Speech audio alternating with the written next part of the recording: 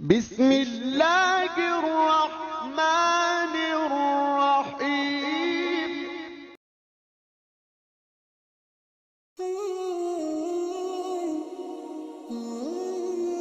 حتین میں کامیاب و کمران ہونے کے بعد القدس کی جانب رستہ بالکل واضح ہو چکا تھا۔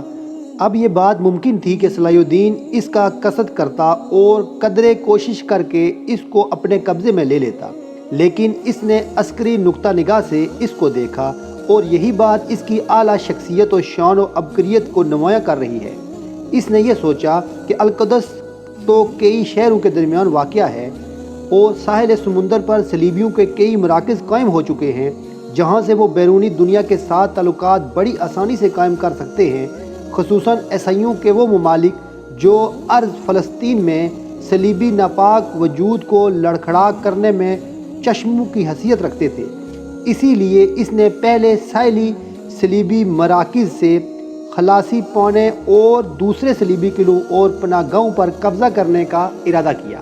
اس کے بعد وہ القدس کی طرف پیش قدمی کر کے اسے فتح کر لے گا، جبکہ اس صلیبی ناپاک وجود کی زندگی کی شریانوں کو وہ پہلے ہی کاٹ چکا ہوگا۔ اس کے علاوہ عکا اور دوسرے ساحلی صلیبی قلعوں پر قبضہ کرنا بھی مصر و شام کے مابین رستہ بھی بنا دے گا جو اس کے ملک کے دونوں بازو شمار ہوتے تھے۔ اس نے اپنے پروگرام کی تکمیل کے لیے عسکری اعتبار سے ہر طرح کی تیاریاں کی، مجاہدین کو اپنے ہمراہ لیا اور اپنے ذہن میں کھینچے ہوئے خطوط کو زمین پر کھینچنے کے لیے چل پڑا۔ حتین کی کامیابی کے بعد صرف چند ماہ ہی گزرنے پائے تھے کہ اللہ تعالیٰ نے اسے مندرجہ ذیل شہروں اور قلعوں پر فتح نصیب فرما دی۔ عکا، کیساریہ، حیفا، صوفریہ، معلیہ، شکیف، الغولا، الطور، سبتیہ، نابلس، مجدلیانہ، یافا، تبنین، سیدہ، حیل، بیروت، عرفند، اسکلان، الرملہ، الداروم، ویرا لبلہ، غزہ، یبنی، بیت اللحم، بیت الجبریل اور اس کے علاوہ ہر وہ چیز جو ان صلیبی بری فورسوں کے پاس تھی۔ یہ سب عظیم کامیابیوں اور بڑی بڑی فتوحات معرکہ حتین کے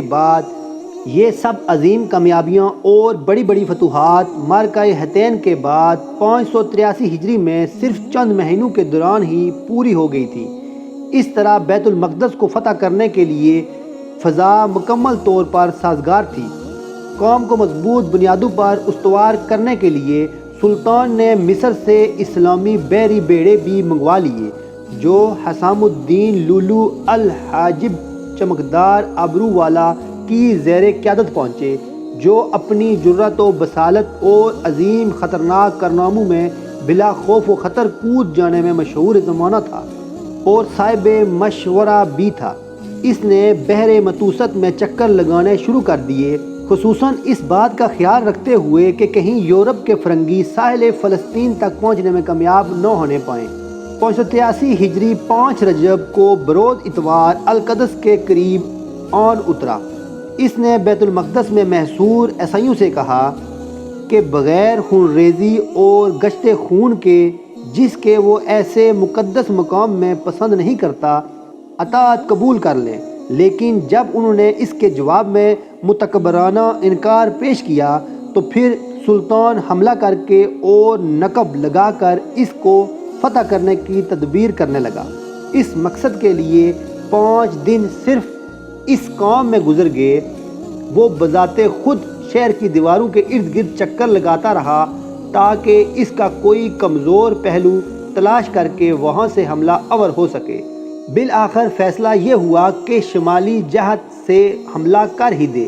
چنانچہ 20 رجب کو اس نے اپنے لشکر کو اس جانب منتقل کر دیا۔ اسی رات منجنیقیں نصب کروانی شروع کر دیں۔ صبح ہونے سے قبل منجنیقیں لگ چکی تھیں، بلکہ اپنا کام کرنے کے لیے بھی مکمل طور پر تیار تھیں۔ لو، اب انہوں نے اپنا کام شروع کر دیا۔ دوسری طرف فرنگیوں نے فصیل کے اوپر اپنی منجنیق کو نصب کر لیا۔ دونوں طرف سے پتھراؤ شروع ہو گیا تھا۔ فریقین کے مابین سخت ترین لڑائی ہو رہی تھی۔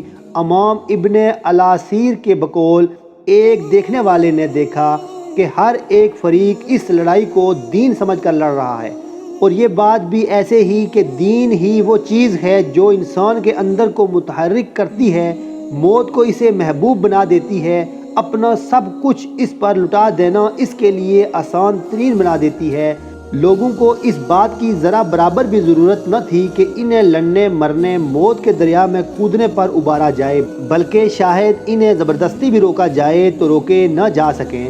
پھر انہی جہادی وقتالی ایام میں سے ایک امیر عزیز الدین عیسیٰ بن مالک، جو مسلمان قائدین اور متقین میں سے ایک تھا، وہ شہید ہو گیا۔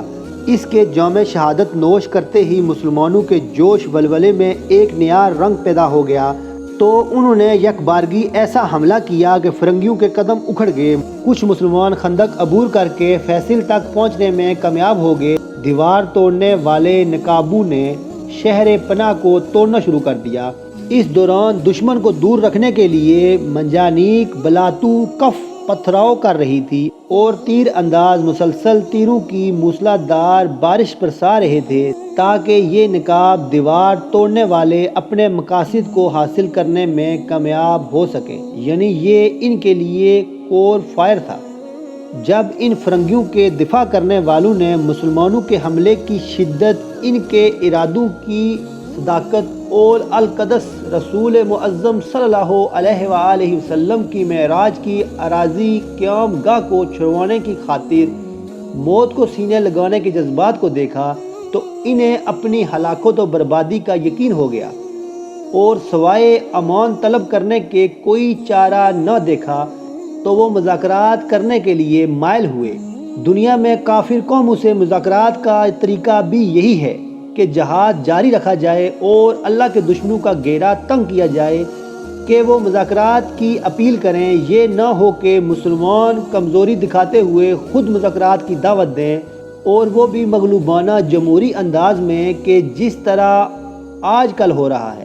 پہلے مسلمانوں پر ظلم کیا جاتا ہے، ان کو ذلیل کیا جاتا ہے، اور پھر مذاکرات کی سازش کر کے ان کو نام نہاد معاہدوں کے جال میں پھنسا کر بے بس کر دیا جاتا ہے۔ اسی طرح مغلوب عیسائیوں کے معززین جمع ہو کر سلطان کے پاس امان طلب کرنے کی غرض سے آئے، اور صلاح الدین ایوبی رحمۃ اللہ علیہ سے اس شرائط پر امان کے طلبگار ہوئے کہ بیت المقدس اس کے حوالے کیے دیتے ہیں، تو آخر سلطان نے ان کی طلب کو مان لیا اور بیت المقدس لے کر انہیں امان نامہ دینے پر راضی ہو گیا۔ سلطان نے اس شرط پر امان دی کہ عیسائی باشندوں میں سے تمام مرد فی کس 10 دینار اور عورتیں فی کس 5 دینار اور بچے فی کس 2 دینار جزیہ دے سکیں، اپنا ضروری اسباب اور جانیں لے کر چلے جائیں، اور جو اس فدیہ یعنی زیر تلافی کو ادا نہ کر سکیں وہ بطور غلاموں کے مسلمانوں کے قبضے میں رہیں گے۔ عیسائی اس شرط پر رضامند ہو گئے اور اس رقم کو ادا کرنے کے ضامن ہوئے۔ بالیان نے 30,000 دینار مفلس لوگوں کے واسطے ادا کیے، اور اس جزیہ کے ادا کرنے والے تمام لوگ امن کے ساتھ شہر سے نکل گئے۔ ایک بہت بڑی تعداد لوگوں کی بغیر جزیہ ادا کرنے کے ہر ایک ممکن ذریعہ سے یعنی دیواروں سے لٹک کر اور دوسرے طریقوں سے نکل گئی، اور باقیوں کی نسبت بھی جو جزیہ ادا نہیں کر سکتے تھے سلطان نے ایسی فیاضی رکھی جس کی نظیر دنیا میں بہت کم ملے گی۔ ملک عادل کی درخواست پر وہ اپنے بیٹوں اور عزیزوں کی درخواست پر بے شمار لوگ جو جزیہ ادا نہیں کر سکتے تھے آزاد کر دیے۔ پھر بالیان اور بطریق الاعظم کی درخواست پر بھی ایک بڑی جماعت کو آزادی دی، اور سب کے بعد ایک بڑی جماعت اپنے نام پر چھوڑ دی۔ عیسائی ملکہ کو اپنی تمام دولت اور بے شمار مال و اسباب اور زور و جواہر کے اپنے ملازموں اور متعلقین سمیت اپنے خاندانوں کے پاس جانے کی اجازت دی، اور کسی شخص سے خواہ وہ کتنی ہی دولت اور مال لے کر نکلا سوائے جزیہ کی معین رقم کے کچھ زائد طلب یا وصولی کرنے کی کسی مسلمان نے پرواہ نہیں کی۔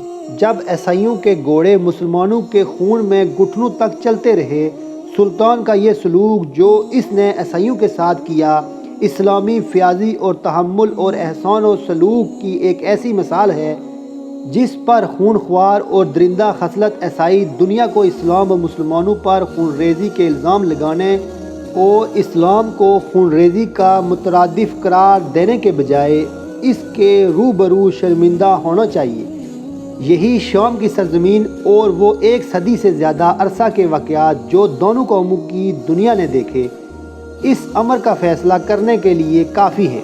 عیسائیوں نے فتح بیت المقدس کے وقت جس خون ریزی کو رواں رکھا، وہ جو ظلم و ستم بے گناہ مسلمانوں پر کیا اور جو بے انتہا اور بے حساب خون مرد، عورتوں اور بچوں پر گروایا، وہ تاریخ کے صفوں سے پونچھ نہیں ڈالا گیا۔ آج کی ہماری ویڈیو کا اختتام ہوتا ہے۔ اگر ہماری ویڈیو آپ کو اچھی لگ رہی ہیں تو پلیز لائک، سبسکرائب اور شیئر ضرور کیجئے تاکہ اس طرح کی اچھی معلوماتی ویڈیو میں آپ کے لیے ہر روز لاتا رہوں۔ السلام علیکم ورحمۃ اللہ وبرکاتہ۔